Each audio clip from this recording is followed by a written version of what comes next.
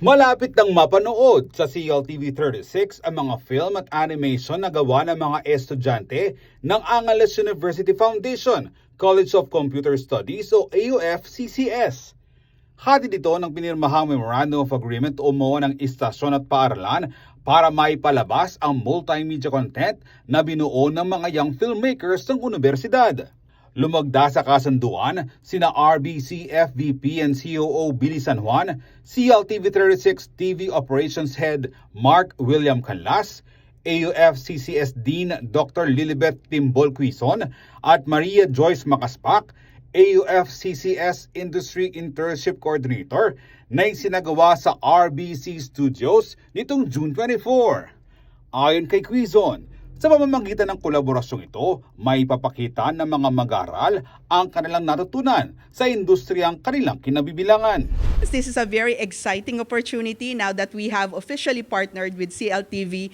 We are very certain that there are a lot of good opportunities that you will expect from the program, not only during the internship, but we've been talking about having a live podcast and other programs that we can develop. So this is an exciting platform for you to actually show your skills from school to the industry.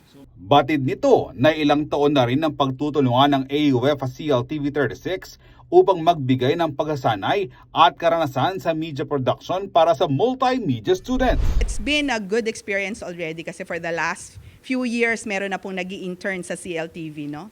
So we can see from there na talagang namomotivate ang mga bata to actually apply what they've learned from the school, and at the same time they learn a lot also from the industry like CLTV. So yun yung pinakamagandang impact nito, yung partnership na to. It means CLTV opens its door for the students to learn. Lubos naman ang pasalamat ni Canlas sa tiwala ng AUF-CCS sa pagsasahimpapawid ng mga obra ng kanilang mga mag-aaral para ma-showcase ang angking galing ng mga kabataang Kapampangan.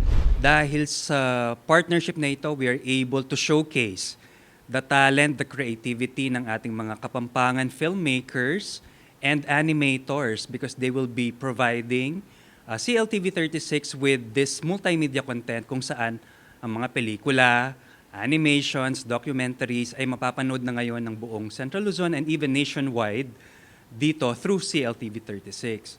So we are just so glad that AUF-CCS trusted CLTV36 as their platform. Mapapanood ang mga obra ng mga estudyante ng AUF-CCS tuwing Martes, 4:30 p.m. simula July 7. Ako si Jody Dizon Mercado para sa CLTV36 News.